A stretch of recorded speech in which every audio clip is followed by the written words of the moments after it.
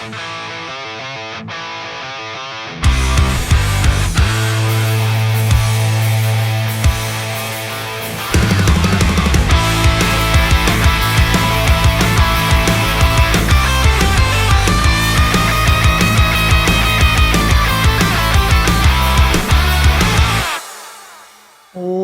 into the Stardom Fantasy Football Podcast.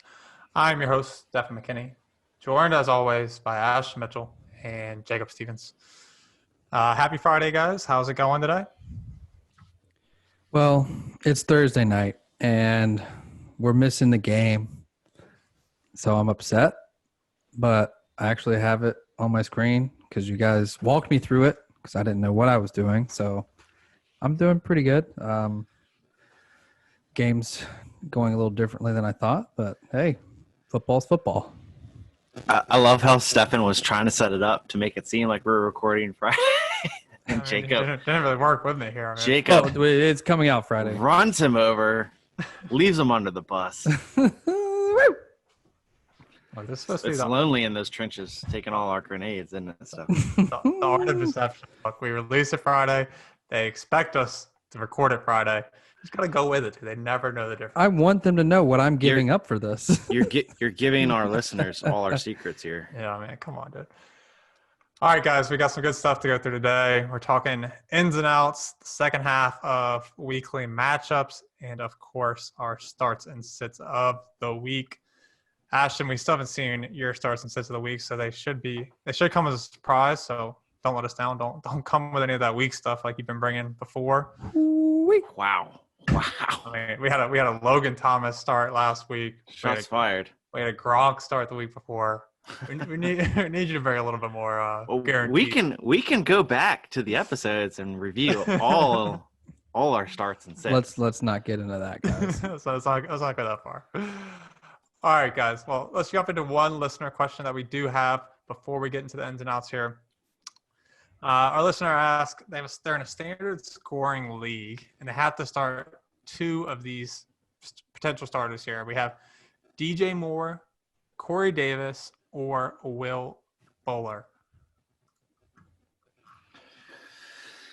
I feel like you got to leave Will Fuller behind. After he goosed you last week. Corey Davis playing Minnesota. Who were the Texans playing this week? Baltimore. That was last week, wasn't it? Nope. Yeah, they're playing the Steelers this week. Yep.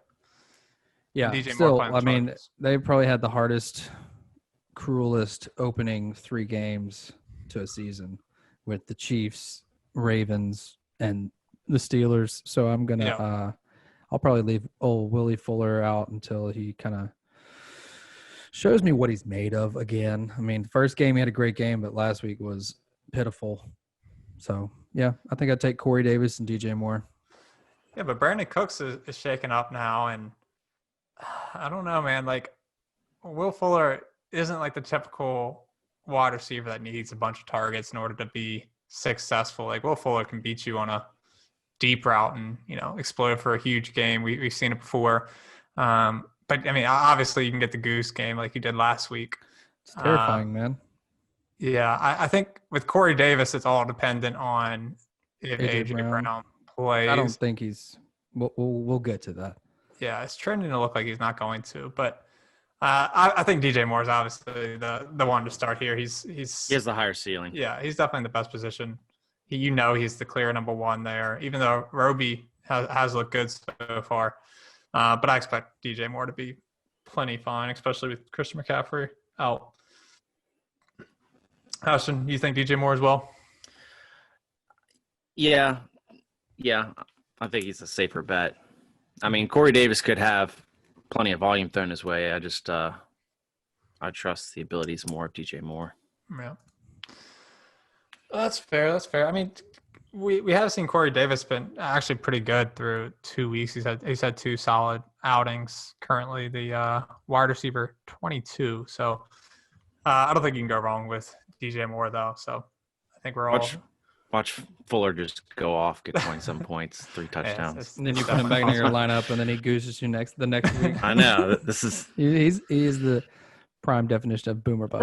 Roller coaster of fantasy football Yeah. right there. But I mean, you drafted Fuller knowing that 100% that he wasn't Right. going to give you, 15 points a game. He was going to give you 30-point games and 2-point games. So I was expecting an exact replication of DeAndre Hopkins' numbers whenever I drafted him. that would have been a great value to have. All right, let's jump into the ins and outs. Ashton and Jacob, I'll let you take it on here. Let us know who's in and who's out for week 3. All right. Devontae Adams hasn't practiced yet this week. If he doesn't practice Friday, expect him to miss Sunday. A.J. Brown likely to miss week 3. George Kittle has been limited participant in practice this week, but should be a game time decision due to the turf. Did they review the turf there? Yeah, so they just played in the Meadowlands last week against the Jets, and that's where all these guys got banged up. They lost Mostert, Coleman, Jimmy G. I think Bosa. they said it's good to go though. Yeah. We'll quote unquote good to go. Yeah, see you later. I think their official term was it's okay. Yeah, you never like to hear that. Yeah, and then Kenny Golladay limited practice both Wednesday and today. More likely a go this week. Kenny G's back, baby. He is back. The one thing before we get to the next couple guys here, I've seen in a lot of leagues, and I've heard from a couple people now that like they're kind of just forgetting about how good Kenny G was last year, and like I don't know if you have like the moves in your team to make it happen, but I think Kenny G is a guy that if you can like make a trade for him, try to go and scoop him up, because people might be frustrated that he missed these first 2 weeks, like kind of out of nowhere. Like it wasn't expected that Kenny G was going to miss any time going into the season when you drafted him. So people kind of forget about how good he is. And everybody's expecting him to be a wide receiver 1 at the end of the year. So if you have the pieces to go grab Kenny G, like I think he's a great, trade target. Yeah, you better do it fast though. Because if he pops off this week, or even has a bad week this week, that'd be a really great thing for you to try to get him. I actually tried to get him in one of our leagues. I got Mike Davis off the waivers and tried to trade the McCaffrey owner, a wide receiver, and Mike Davis, and it did not work out. Yeah. But onward with our ins and outs, we got Michael Thomas. I say he's out. I mean, he still hasn't practiced. He's got a high ankle sprain. He's only missed 1 week.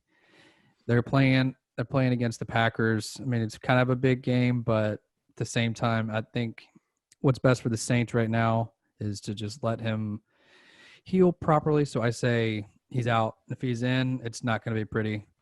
Julio, he re-injured or like further injured his hamstring. He hasn't practiced this week, so I would definitely stay close to the news or you will get screwed.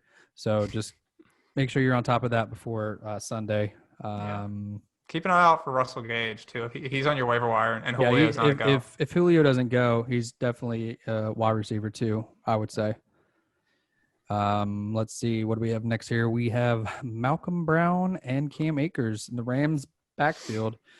Cam Akers, I believe he had some rib issues that we talked about before. Malcolm Brown has a broken finger.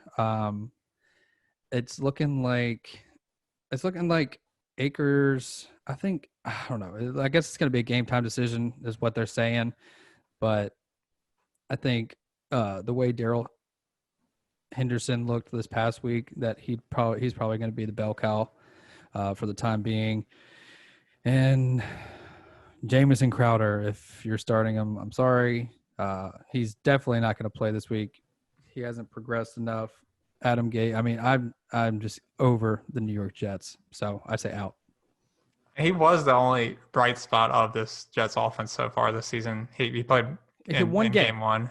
Well, I mean, he's only played in 1 game, and he looked great. So, I think James Crowder should miss this week and maybe even next week. So, don't start Jamison Crowder. But that is it for our ins and outs. I'm sure there's a lot of other injuries that we did miss, or maybe something will pop up on Friday's practice report. But that is what we have as of right now.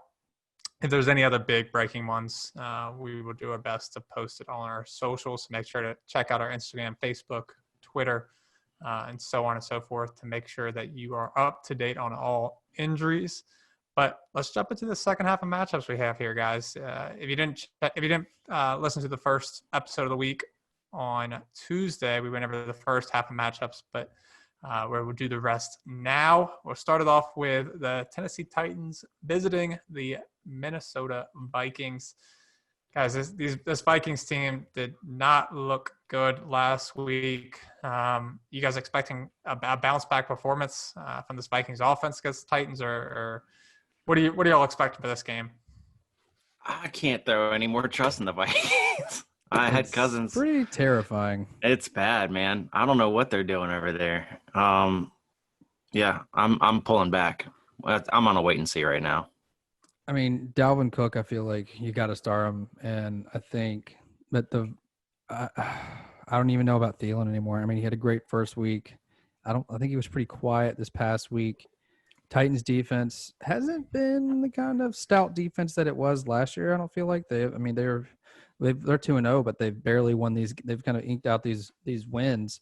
But from the Titans side of it, I mean, I'd start Tannehill. By the way, the Vikings defense has looked so far. Hopefully, Derrick Henry can kind of get back on the horse. Yeah, I mean, Corey Davis, what do you think, Stefen? Yeah, I mean, the thing with Derrick Henry, like he's currently running back 24 so far through 2 weeks, but he's second in the league in rushing yards. He just hasn't found the end zone yet, which is like kind of why he was so good last year. Like he was finding the end zone once or twice a game, like no problem. But yeah, I mean, I think if you had Derrick Henry, you're riding it out. Like I don't think you can afford you don't have a choice to sit Derrick Henry. Yeah, I mean, you drafted him in the middle of the first round. Like you got to play him. And I don't think this matchup is bad for him at all. So still starting Derrick Henry with full confidence. Ryan Tannehill's looked good through 2 weeks. I think he's definitely a streamable option, or he should be a back-end QB1 for you. We talked a little bit about already A.J. Brown should be missing this game. So Corey Davis, I think, is a good wide receiver 3 option if you're looking to kind of fill in with some of these injuries, since a lot of people have lost a lot of their starting wide receiver options. And Jonnu Smith, man, he has looked. He's a tight end one this week. If you got him, you're starting him. Yeah, I mean he's tight end overall number 1 through 2 weeks. So I mean he's been the surprise so far. There was a lot of hype around Jonnu coming into the season, but nothing like this. Like nobody expected him to be as good as he's been so far. Already has 3 touchdowns on the year. So yeah, I mean, you gotta continue to feed the hot hand. If you picked him up on the waiver wires or you drafted him late in drafts, continue to plug him in until he shows you otherwise. And on the Vikings side of the ball, I do expect a bounce back this week. I think statistically, according to Pro Football Focus, Kirk Cousins has been the worst quarterback in the NFL so far. Followed pretty closely though by Carson Wentz. He's notorious for slow starts though. Yeah, like he's never been this bad in his career though. Yeah, really no. Usually it takes like 4 games for him to get into a rhythm, and then once he gets in a rhythm, he's 20, 22, 30 points. Not 30, sometimes, but he's usually pretty high up there. Mm-hmm.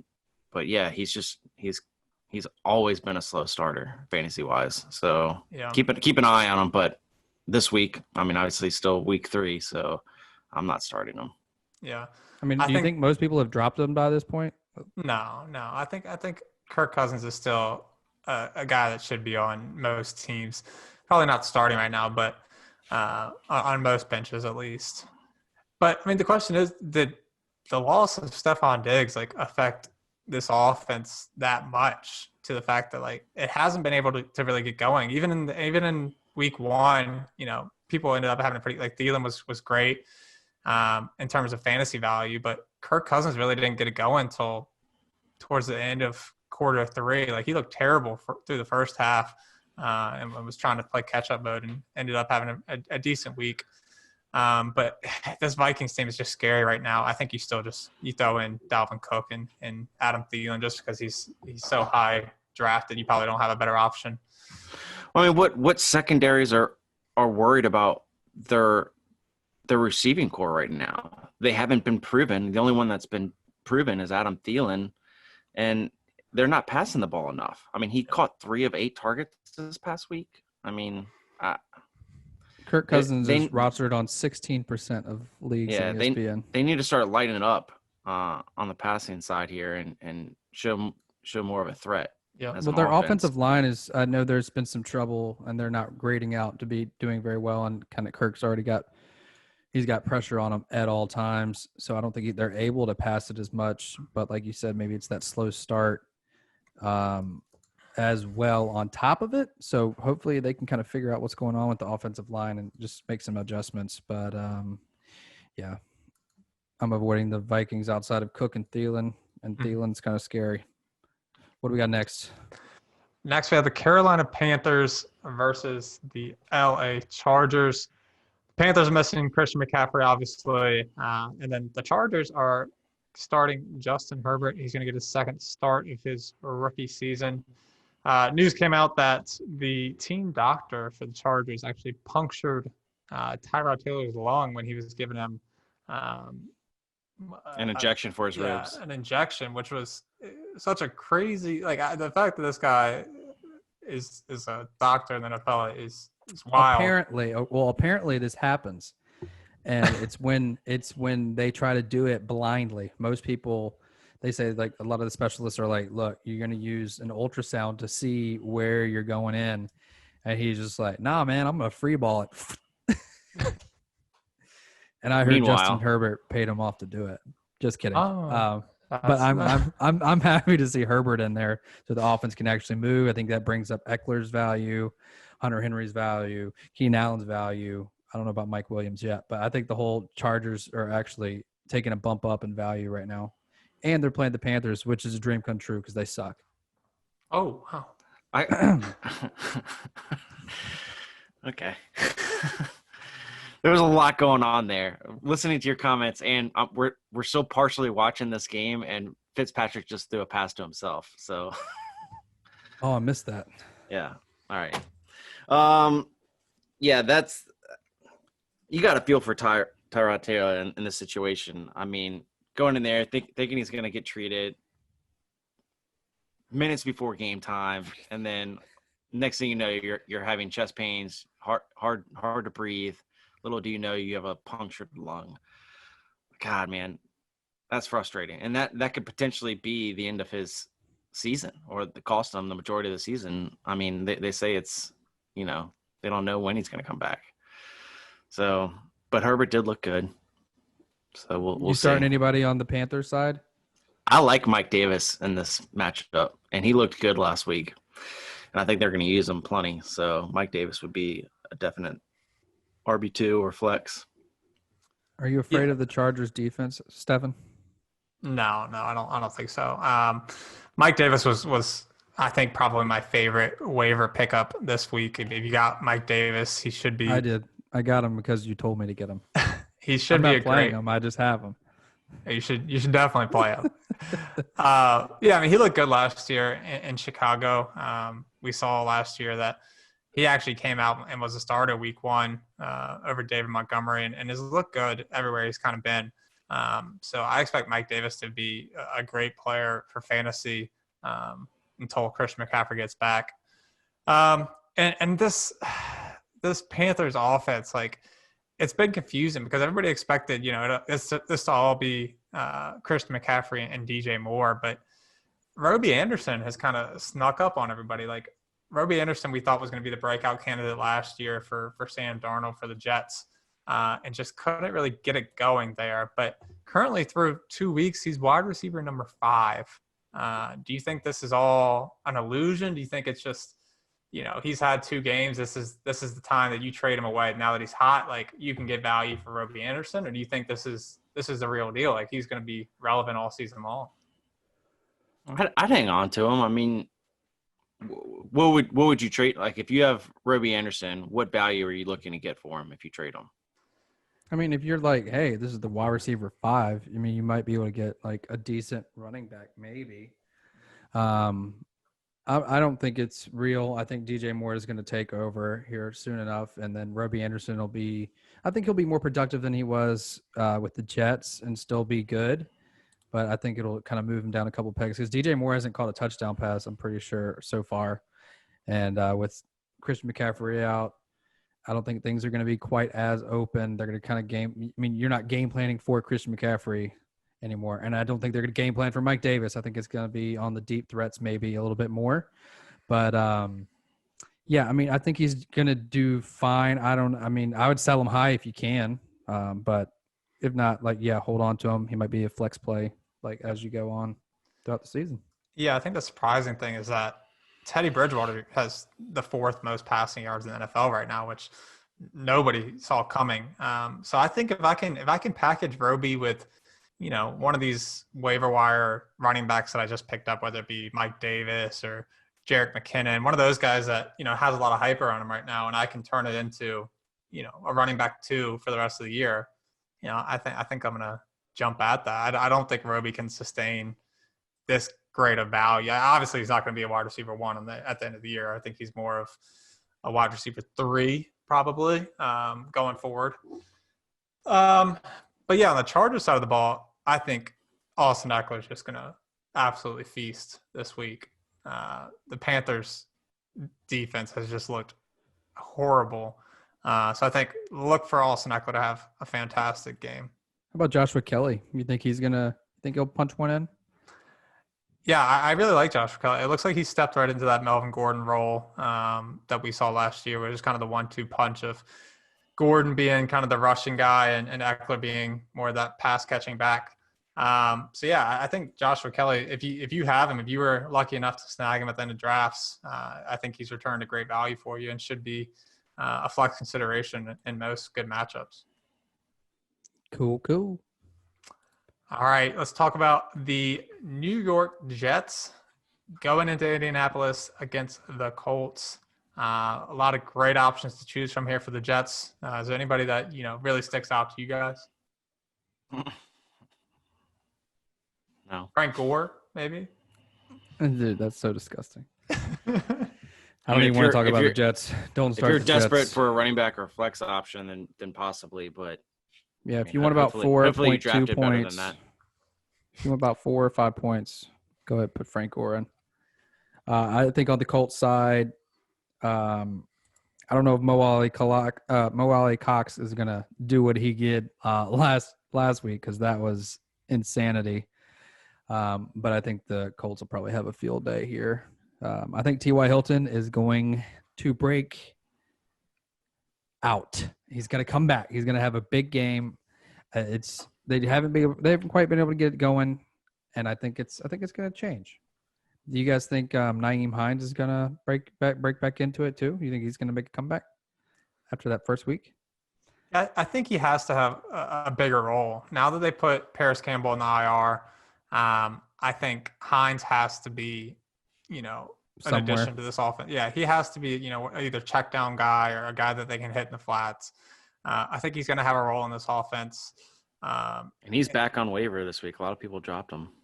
Yeah. It's because he abused people. 0.9 points. That is not enough.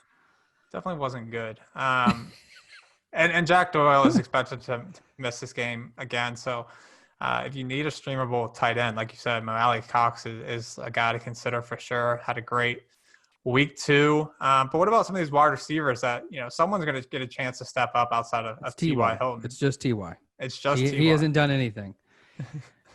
I think Pittman's been kind of banged up, but I think Pascal, he caught a touchdown last week. Mm-hmm. He might have. I don't think he's going to get a lot of volume, but he could catch a little touchdown. Yeah, we've seen him be a streamable option last year.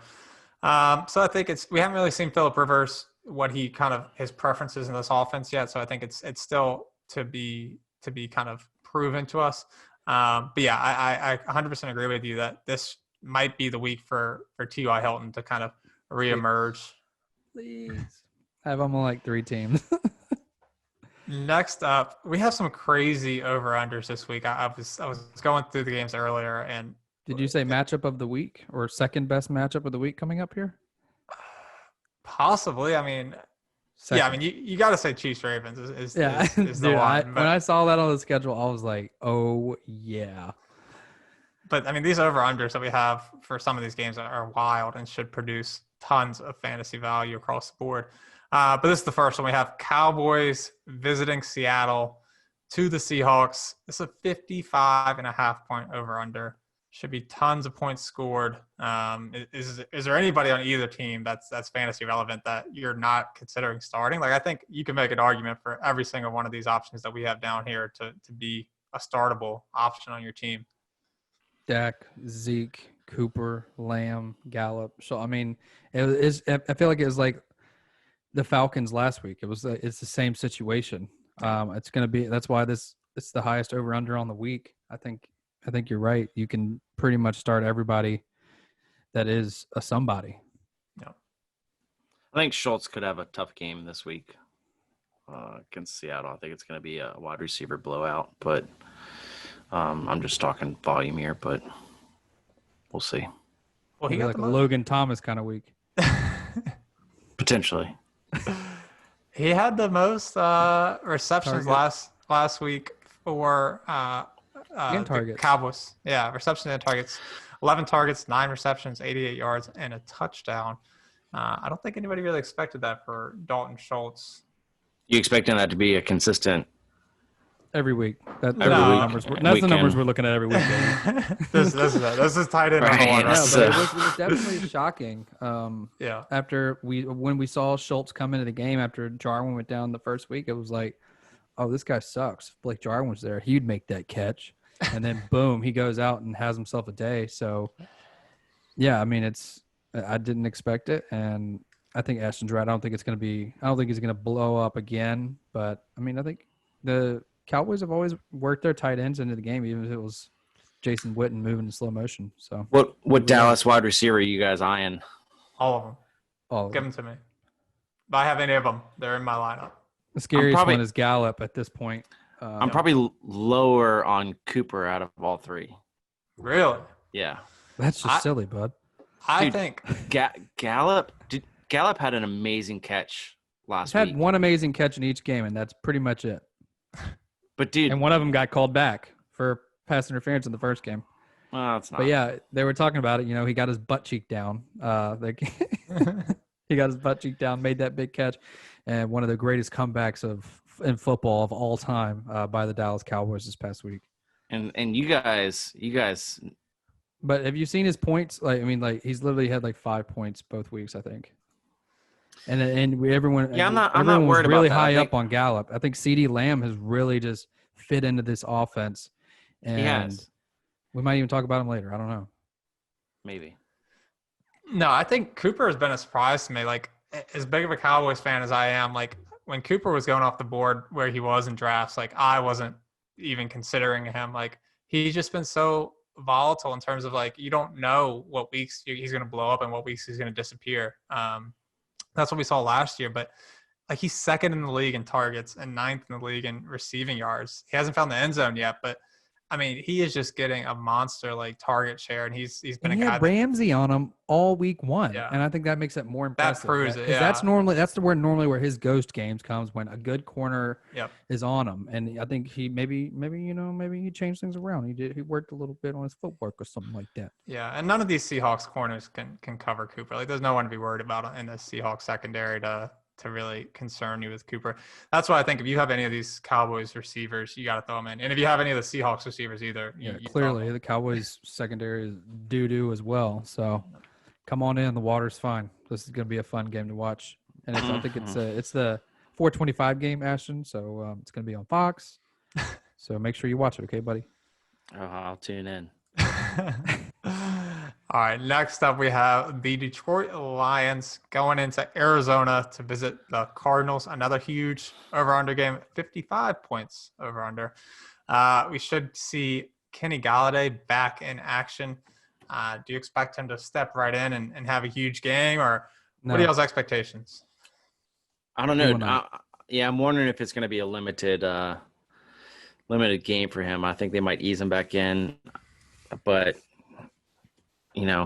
Detroit can be unpredictable sometimes, and you can get I can see him just getting the majority of the work too. So it depends on the pressure they're getting from the Cardinals. I think it's gonna kind of write the script on how they approach each play. But if you Outside got of him, Galladay, are you starting if you anyone got else? him, Are no, you starting anyone else on the Lions side? no, Maybe Marvin Jones. How about the Hawk strap? Yeah, I mean, I think no. Hawkinson's worth. Cardinals, we know they have. Okay, last year they were notoriously awful against tight ends. This year it's been a little bit different. After they shut But down Logan Thomas, man, I don't know if I can trust them still hadn't. I mean, he had 9 keep it open targets. for other tight end. So you're really just. I think Jones might. I think Galladay being out there, even if he's limited, I think that's actually going to help Jones out. I think he could have a sneaky, surprising good game. But I think it also depends on who Patrick Peterson is on. Like, are they going to be like, yeah, we know Galladay's got a bum leg. Maybe we'll maybe we'll swap him out a little bit. But I think Jones could have a pretty good game here. And then on the Cardinals side, Kyler Murray is just unreal. I think Kenyon Drake is finally going to. I think this is the week because I've got a few of these players, so I'm really hoping it. But I think there's some guys that were drafted high that haven't returned the value yet. And I think Kenyon Drake's one of those people. I mean, he's kind of sat around 9-10 points, which is not, I mean, he was drafted in the top 12 or top 12 to 16 picks. I mean, he was a first, second round pick in a lot of drafts.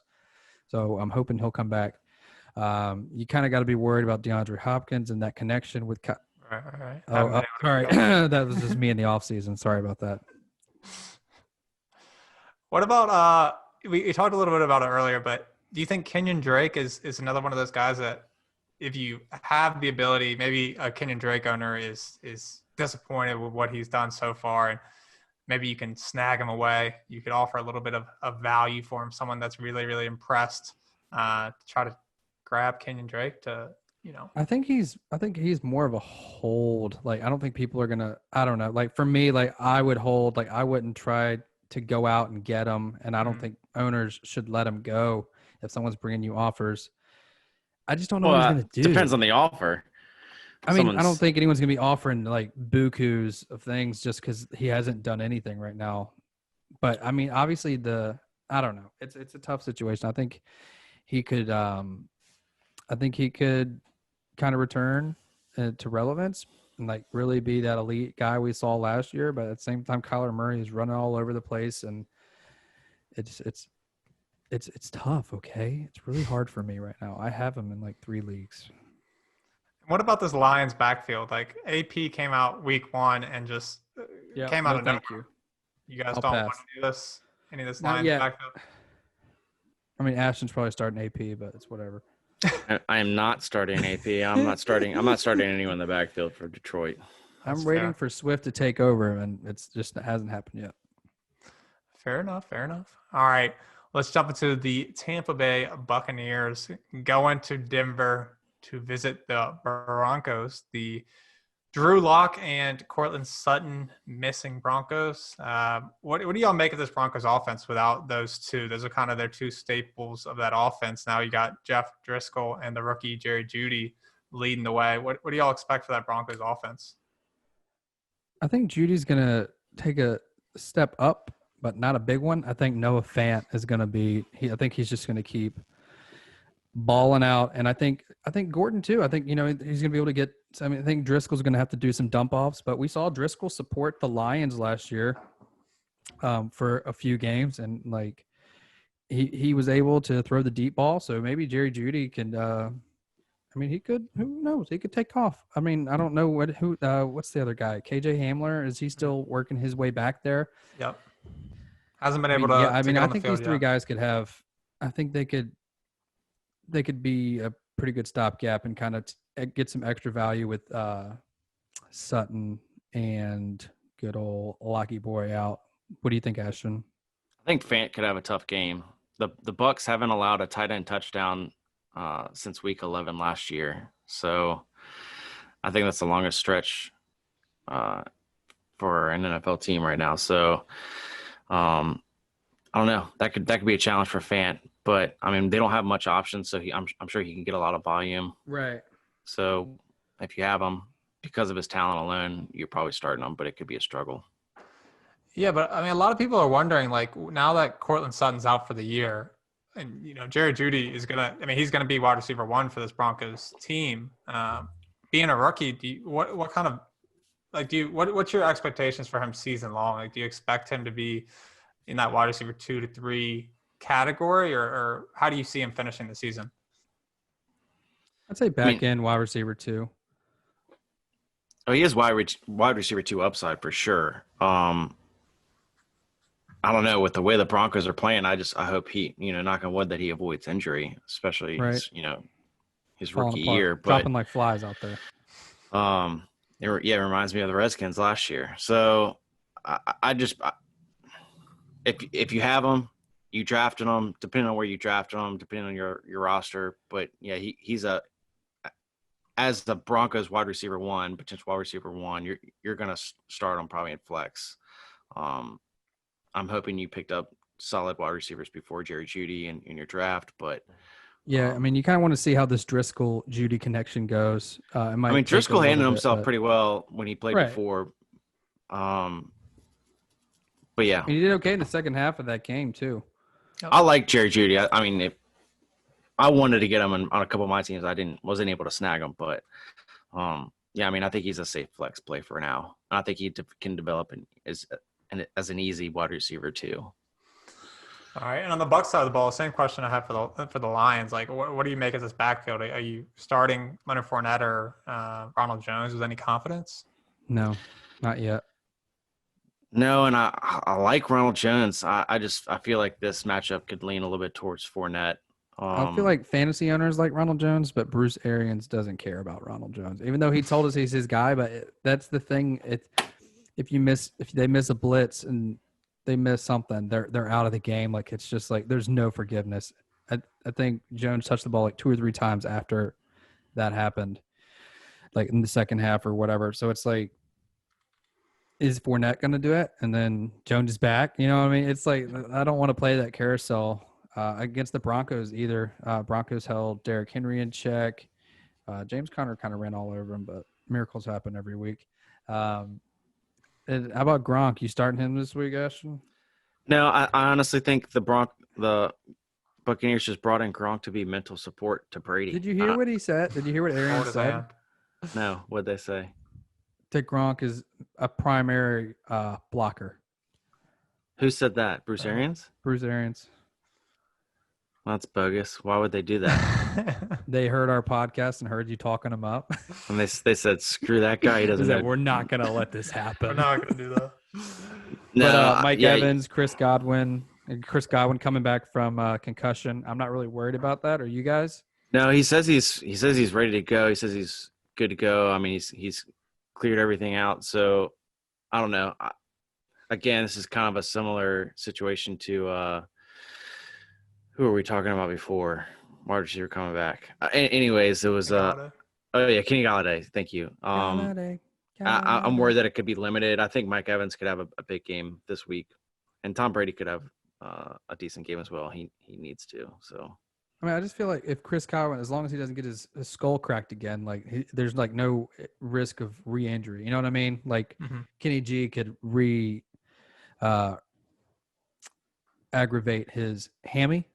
But that's kind of, I feel a little bit different about Godwin personally. But I don't have any faith in any of these tight ends yet either. No. Outside of Gronkosaurus Rex. So, yeah. All right, let's jump into what about Green? Wait. Brady, what's going on? You starting Brady? Where do you see Brady this week? Yeah, I would start Brady over the Broncos this week. That's disgusting. Yeah. Next. Yeah, go. I mean, why not? If you have Kenny Golladay and he had Mike 8 Evans points back, against the Panthers. Guy, listen, it's Brady. That's good I know enough, who Rob. he is. All right, let's jump into. Don't take away Gronk and Brady from me, okay? I get Gronk. Don't take both. That's fair. All right, let's talk about Green Bay going to New Orleans. This should be a great game. 2 superstar quarterbacks, Aaron Rodgers and Drew Brees. We saw huge games from Aaron Jones and Alvin Kamara last week. I mean, these guys have to be on the top of everybody's minds. Like, this is running back 1 and 2 so far through 2 weeks. I'm sure if you have them, you're plugging them in, no problem. We talked about it a little bit earlier, but Davante Adams is banged up.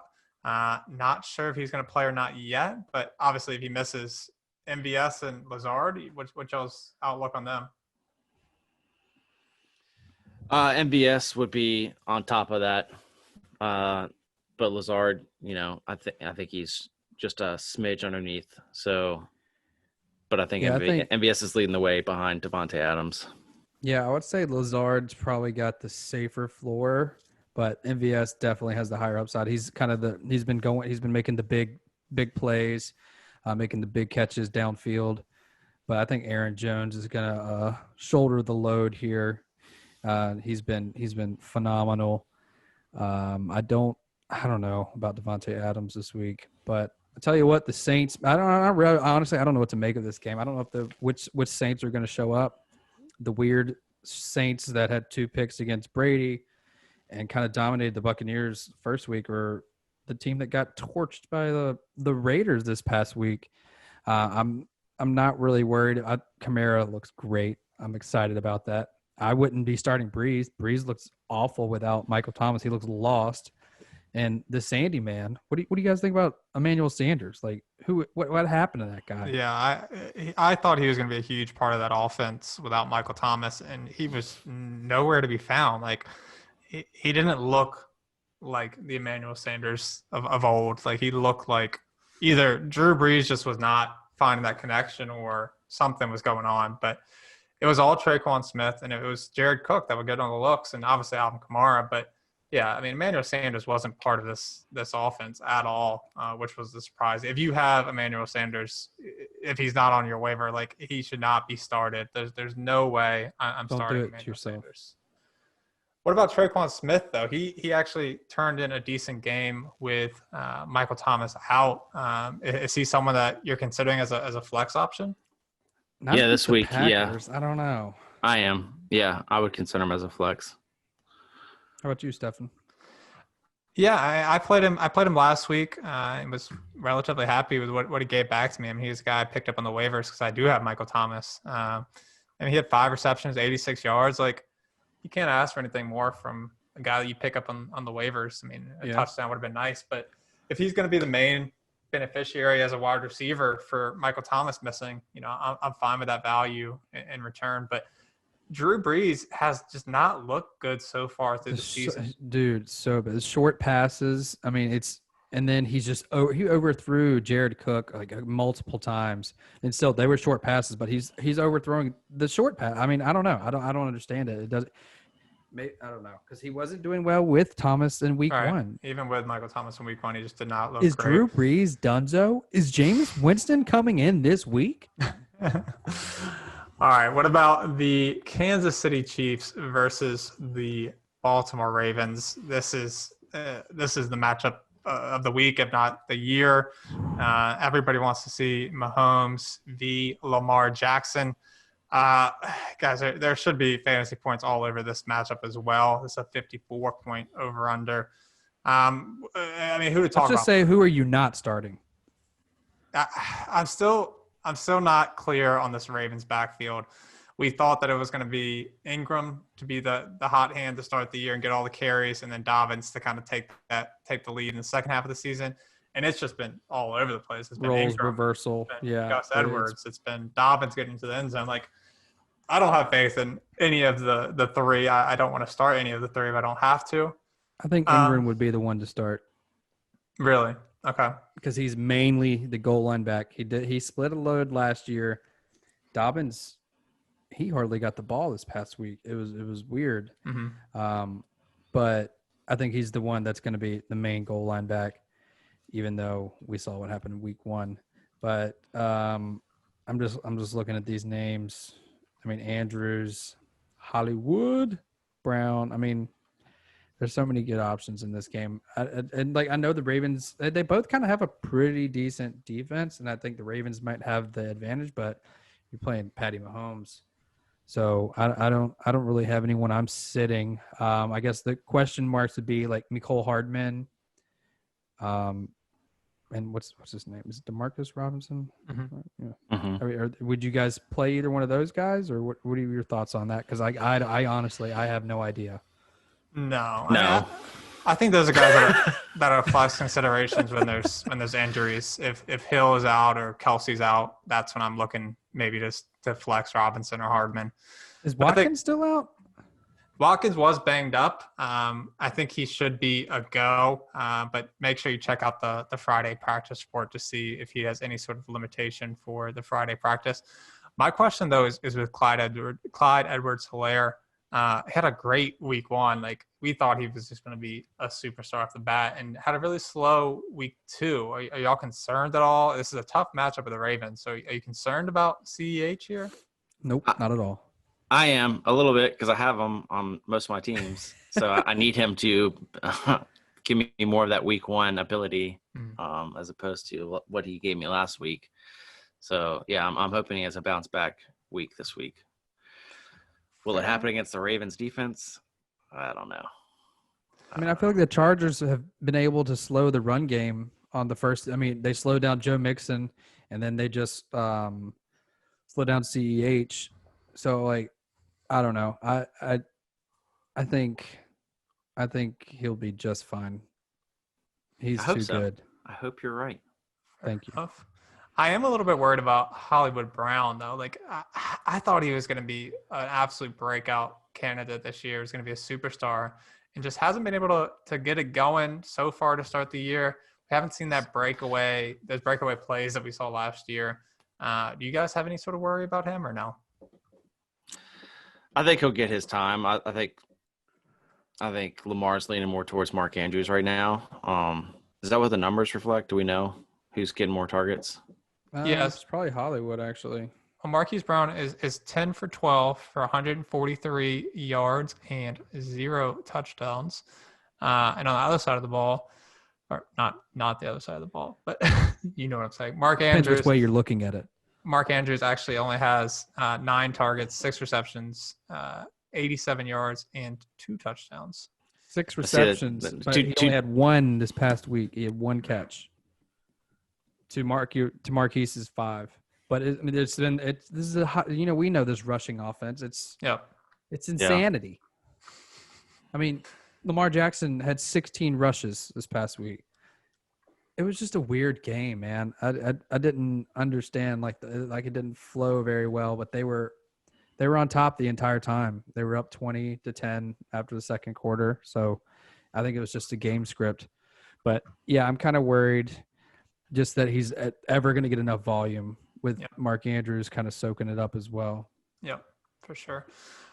All right, well, that does it for our matchups of the week. Now the best part, the most entertaining part for me at least, starts and sits of the week. Ashton, I'm really excited to hear who yours are since I actually don't know who yours are. I'm pumped up too. I heard Jacob's already, but let's start with you. Who's your quarterback start of the week? You're locked and loaded, guaranteed superstar. Who is it? Cam Newton.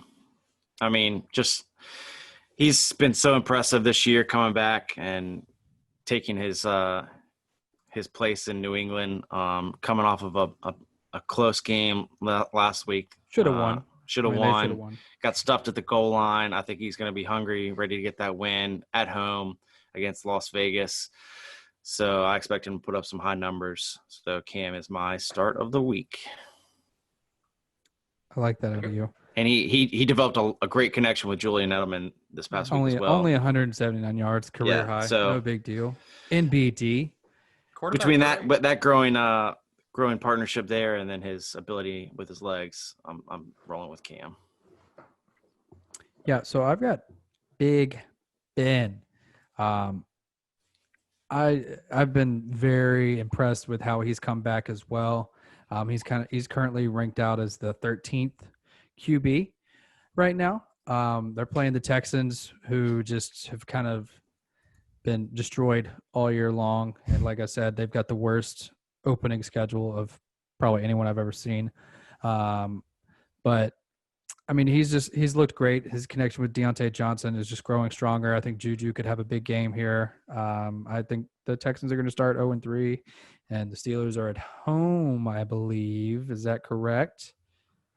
Yes, that is correct. So there you go. Big Ben coming at you. This is the second time you've had Big Ben as your start of the week, isn't it? That's correct. Okay. Was it week 1 or week 2? You just want to write it out the rest of the season, Big Ben? It was week 1. All-time QB? Okay. Well, he was All-time QB. He was quarterback 11 on your first attempt at it. We'll see if he can do a little bit better than that. QB1, man. That's what I'm talking about. That's all I need. All right. My start of the week is Dak Prescott. Coming off his overall QB1 week and week 2 against those Falcons, I expect him to have another incredible game against this Seahawks secondary. I mean, they've just been carved up so far. They're giving up 30 fantasy points a game to quarterbacks so far this season. So Dak Prescott should just absolutely feast. What about running backs, guys? Who is your running back start of the week? Jacob, I'll let you lead it off here. I already talked about him. I'm ready for him to come back to Papa and be the man he's supposed to be.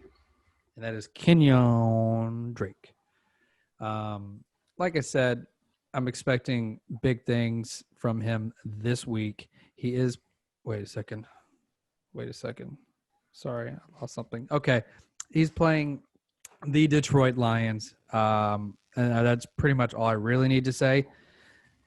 And, yeah, that's all I'm going to say. Okay. I got Kareem Hunt against Washington. It's going to be the Kareem Hunt spicy. And Nick Chubb show here. They're just going to be blasting through Washington's defense, and I think Kareem Hunt's going to – Whoa. Can we record this? This is a hot take soundbite. Hey, well, I did draft Kareem Hunt on a couple of my teams, so I'm allowed to say that. But definitely spicy. I'm definitely crossing my fingers that he gets a few touchdowns. But yeah, he had a great week last week. 10 attempts, 86 yards and a touchdown. But his burst and his timing and his cuts looked phenomenal. I'm a big believer in Kareem Hunt right now. So if you got him, he's definitely worth a start. You talk so highly about this Washington football team defensive line, though. You're not worried about them shutting him down? Mm-hmm. I'm worried about them putting pressure on Baker, but I think they struggle on the run. I mean, look what happened last week. So we'll see. Well, I mean, Baker's not the same mobile quarterback as Kyler Murray. So they did pretty well shutting down Drake, though. Like, Drake wasn't able to really get it going too much. But Drake is not Kareem Hunt. That's true. Kareem Hunt would be like the starting running back on – if he didn't have the troubles, he'd still be the starting running back for the Chiefs, and he'd be a superstar. We'll see. My running back start of the week is Austin Eckler versus those Carolina Panthers. Look, they're starting a rookie quarterback in Justin Herbert. Like, they're gonna take some pressure off him. They're gonna take the weight off his shoulders, and they're gonna give Austin Eckler the ball. It's a little dumpy. So far through 2 weeks, Carolina in week 1 gave up the overall running back number 1 performance to Josh Jacobs, and then in week 2 they let Leonard Fournette become the running back 4 on the week. So, hey man, if you're between running back 1 and running back 4. It's good enough for me. I'll take Austin Eckler as my running back start of the week. All right, wide receiver start of the week. Who do you guys have? Ashton, back at you again. Ooh.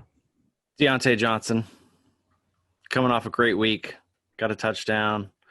He seems to be an awesome target for Ben there. And even with Juju struggling with a little bit of a knee issue there, I think Deontay is going to get plenty of looks and opportunity, especially against Houston's secondary. So good start for me. Oh, wow. Very confident. I like that. So I guess I'm just on the comeback trail this week, and I'm just really hoping these people bounce back. I've got Allen Robinson. He hasn't done too much with the targets he's gotten. It's probably because they're coming from Mitchell Trubisky, But this week, they are playing the Atlanta Falcons, and their secondary is very, very bad. They're the fourth worst defense against receivers, allowing up like just how much points they're allowing. And Allen Robinson is a stud, and I think what I want to happen is for Mitch Trubisky to be out the game, and then Nick Foles comes in and just lays it out for him. But he's done well with Mitch in the past, and I think this matchup's really just going to get that connection going again. He's going to pop off. Yeah, Allen Robinson was actually going to be my start of the week until I saw he was already yours. So I try to send mine in as early as I can so I can get all my picks I want. Fair enough. Instead, I'm going to double down on my Dak Prescott bet, and I'm going to go with CD Lamb, the rookie. He looks like he already has a great connection going with Dak Prescott. They've been moving him all around the field. And Seattle versus the slot so far has been just abysmal. CD has been lining up as the slot wide receiver more than 50% of the time. And so far, when Seattle's matched up with slots, it has not gone well. In week 1 against Russell Gage, they gave up 9 receptions for 114 yards. And then in week 2, Julian Edelman just blasted them, 8 receptions and 179 yards. So CeeDee Lamb should have a field day with this Seattle secondary. All right, tight end start of the week. I'll go ahead and lead us off, kind of throw you guys a curveball here. Oh, thank you. Ashton's already kind of thrown a little bit of shade at my start of the week, so I'm kind of a little disappointed. But Noah Fant versus this Tampa Bay Buccaneers defense is my start of the week. This Tampa Bay defense has looked really, really good against the run so far. And with Jeff Driscoll leading the way, I think they're going to really try to lock down that running game of the Broncos. Melvin Gordon is who I think they're really going to target to shut down. And I think Noah Fant is going to be the main beneficiary of this Cortland Sutton IR news. We know that these backup quarterbacks really like to focus in on tight ends. They're a real safe option. And Noah Fant so far has looked terrific. I expect the same thing for Noah Fant going forward. I've already said it in episodes past. I think Noah Fant's a top 5 tight end of the year. So Noah Fant should just be all engines go. There you go. I like that out of you. Who do you guys have as your tight end start of the week? I don't like mine. I think I'm going to change it. No. You have to go with who you wrote. All right, well, I got mine. It's going to conflict with Stefen's start of the week here, but it's Hayden Hurst. Stefan got so worried that I was legit going to pick Gronk. Not again. He's like, oh, please pick Gronk so I can just trash you right now. No, it's Hayden Hurst. I mean, playing against Chicago, they've struggled against tight ends and receptions in the middle of the field too. And I think with Julio still being Julio, what's struggling, and they're going to put a lot of attention on Calvin Ridley, I think Hayden Hurst is still going to see a lot of volume and targets come his way, and I think he'll potentially make those count. So I expect him to get a touchdown this week and a decent amount of yards as well. So Hayden Hurst, start of the week. Since I was unable to retract my tight end start of the week, I will go ahead and move full steam ahead with Hunter Henry. Now, but the concern that's coming into my head is that the Carolina running defense is so bad that they're just going to run the ball the entire game with Joshua Kelly and Austin Eckler. But at the same time, as we kind of talked about, we got the rookie QB in there. I think Hunter Henry could be a good safety valve for him, just some drop-offs as well. If Austin Eckler is not available, maybe some passes a little bit deeper down, maybe some third and longs, and I think he could be a big target in the end zone. So, yeah, take that, Stefen. I mean, I like Hunter Henry. He had a big game with Justin Herbert in week 2. So, yeah, Hunter Henry's a fine start of the week for you. Thank you. All right. On a little bit of a more disappointing note, what about sits of the week? Ashton, lead us off with your quarterback sit of the week. Who you got? I had 2 up in the air, but I think I'm just going to get one.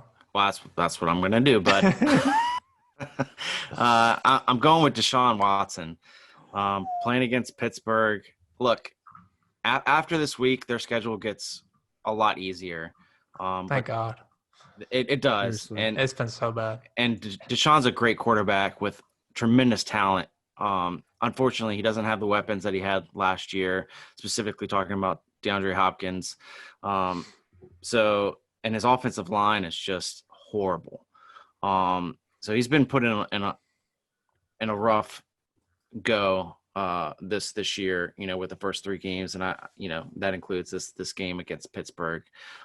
Pittsburgh's defense is legit this year, and their pass rush is going to be all over Deshaun, making him scramble, run, and make poor decisions to some struggling receiving options there. So I expect him to have a not as great game as expected by others, not by me. Right. Of course.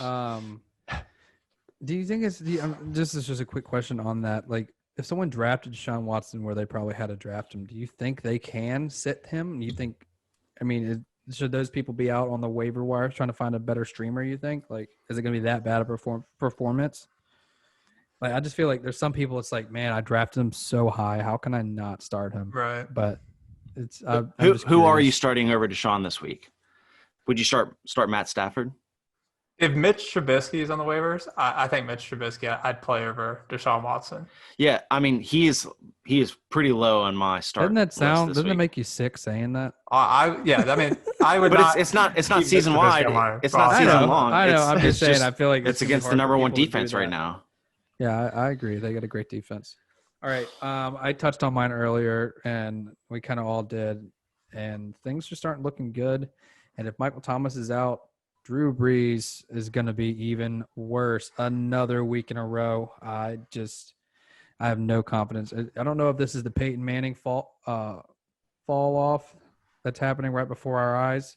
I hope it's not, because I like Drew Brees, but he is my sit of the week against the Packers this week. That's a pretty good one. I don't hate that. Mine is Jared Goff. He's currently only has 58 attempts on the year, which is mind-blowing to me. He's 27th in the NFL in attempts. And remember last year, he was the number 1 quarterback in terms of pass attempts. So this offense just doesn't seem to be going in the direction that we expected. They lost Todd Gurley, so we expected them to be full steam ahead with just passing the ball a million times a game. But it just doesn't seem like that's really the path they want to go. We saw it against the Cowboys, where they want to do this new school offense of a lot of motion, a lot of short dump off passes, and it seems to be working for them so far. Working. They are 2-0, but Jared Goff just is not benefiting from this style of offense. And then you have a really, really tough Buffalo matchup. The secondary is great. And they haven't given up a top 10 quarterback finish yet on the season, so I do not expect Jared Goff to be the first one that they do. Jared Goff is my sit of the week. Next up, we got running back sits of the week. We have a lot of injuries on the running back, so this is one that's important. Who's a running back that you guys are definitely sitting? I'm definitely sitting.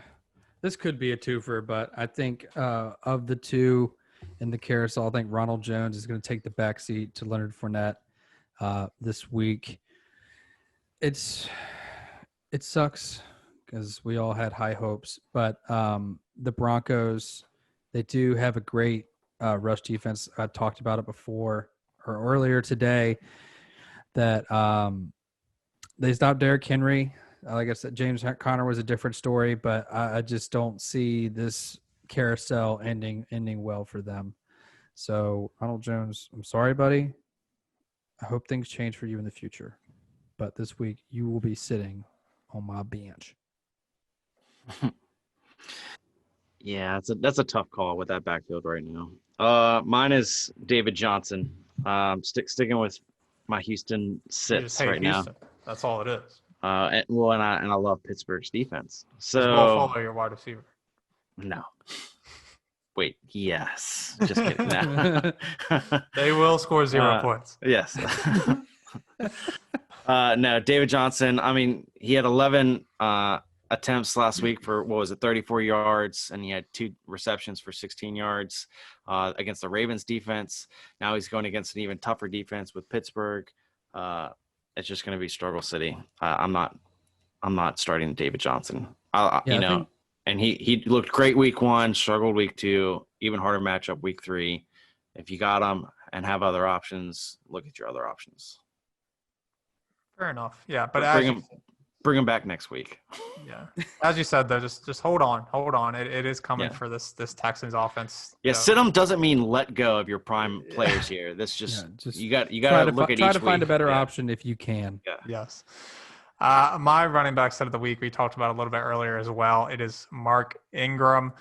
Going into a tough matchup with the Chiefs, he's only averaging 10.5 touches a game, not carries, but touches a game through 2 weeks. We already talked about at the start of the year that he made his living last year on efficiency. Getting into the end zone was how he made his money. But look, now you got Lamar Jackson, J.K. Dobbins, and Gus Edwards all to poach some of this goal line work from him. I have Ingram in a couple of my teams, and I have no confidence to start him. I'm looking for some of these waiver options, some of these guys that got hurt. I'm looking to kind of find their backups and starting, McKinnon. I'm starting Mike Davis. I'm starting all these guys over Mark Ingram. All right. What about wide receiver? Which is weird to say because he's, Yeah. I mean, Mark last Ingram, year you would have never said that. I know. What about wide receiver set of the week? Who do you guys have? I have the peanut butter cup, Cooper Cup. Peanut butter cup. Yeah. They're playing the Bills. Cooper Kupp has been extremely disappointing this year. Like you said, they've kind of changed up how they're running that offense. And I mean, they just paid the guy, but he is not he's just not been a part of this new scheming that Sean McVay is doing out there. And against a tough Buffalo Bills defense, I'm worried for him. I think Robert Woods will be taken up pretty much. I think they'll be using him. They've been running him, the short passes, all the fun plays, and Cooper Kupp has just been left in the dust. So he will be wiping the dust off the bench as he sits down on it for me this week. Mine is AJ Green. Give him a chance, man. He's another one of the comeback players. It's happening this week. AJ Green. I've got so many. I'm just, I can't get on this train right now. I mean, too many targets. He got 13 targets, but only caught 3 of them, and for 29 yards against the Browns. It's not that bad. Now he's playing the Eagles. Eagles are going to put so much pressure on Joe Burrows. I don't know. I mean, if the volume can stay, he might have a shot, but I'm not investing in that. I can't. AJ Green just seems to – I think he's past his prime, 100%. Joe Burrow almost has 100 attempts on the year, which is absolutely wild to me. He almost averages 50 attempts a game, which is – that's insane. It's crazy. But, yeah, I think AJ Green is going to get it going at some point. They're going to find that connection. Yeah. Joe Burrow, I mean, he's a rookie. He's only had 2 games in the NFL. He's going to get that connection going, and clearly AJ Green is his favorite target so far. I don't know if it's this week. Doesn't mean he hits them, but he definitely throws it in his general area. My set of the week, this is my most controversial one, but I have Tyreek Hill visiting the Baltimore Ravens. I already talked about Mark Ingram as my set of the week on the running back side, but on the flip side of the ball, on the Kansas City side, look, he has the best quarterback in the NFL throwing him the ball, and he's super capable of blowing up for 250 yards and 2 touchdowns at any game. But for me, like, this Ravens secondary is super, super good. I expect Marcus Peters to just kind of follow Tyreek Hill all around the world. And they have shut down wide receiver ones in both weeks so far. OBJ in week 1, he was wide receiver 82. And then you had Will Fuller last week, and we all know how that turned out. Not well. Wide receiver 325. So that's not great, Bob. Well, I expect Tyreek Hill to do better than 82 and 325, but yeah, we'll see. I don't expect him to have a great performance. Tyreek Hill is one of those guys who can give you great weeks and can give you disappointing weeks, and I expect this to be one of his more disappointing weeks on the year. What about lastly our tight end set of the weeks? I'll lead it off again, just because Ashton had him as his start of the week doesn't mean I can't have him as my set of the week. Hayden Hurst is my sit of the week. I will give you the flip side of the coin from Ashton's argument. As Ashton said, look, Chicago is a generous defense to go against if you're a tight end. But I just expect the script for Atlanta to be a little bit different than what we've seen so far. They faced two really, really great offenses to start the season with Seattle and Seattle and Dallas, where it's, just keep up mode, where I expect, Chicago doesn't have the greatest offense. No, so I expect this to be a more balanced attack for Atlanta. I expect a little bit more Todd Gurley action this week. And I expect them just to kind of slow it down a little bit and try to get, this offense going in a little bit different direction. I like that. But I have Hayden Hurst on one of my teams, so I don't know. I think you guys should make a bet on it. I don't know if that's going to happen or not. Okay. Yeah, wings. Yeah, we can do a little boom wing bet. Let's do a wing bet. Let's say top 12 tight end on the week. That he's in top 12? Yeah. If he's your start of the week, you would expect him to be top 12, right? 13. I'm kidding. Yeah, wings is fine. Yeah, top 12. Easy. Right, so where do my wings come in on this situation? You can hold our ranch when we. You get the benefit of having him on your team if he does great. Okay, perfect. Thank you. I don't know if anyone's starting this bum anymore, but I highly recommend that you do not, because as I informed you all. This guy is mainly a blocker. It's Rob Gronkowski. Do not start him. He probably shouldn't even be on your team. Rob Blockowski. Oh wow, that's good. That's a zinger. Great job. It's pretty obvious that he's not a part of the offense unless he is just blocking and patting Tom Brady on the back when he does something bad. So. Like Ashton said, he might just be there for moral support. Gronk's.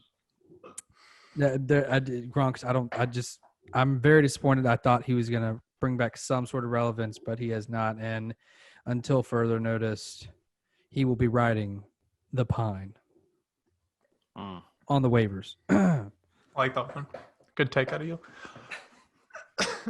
Well, that wraps it up for our. What? Do you have one? Yeah. Oh, we don't need to hear yours. Oh, okay. Wow. He's mad about the sit of the Hayden Hurst. Wow.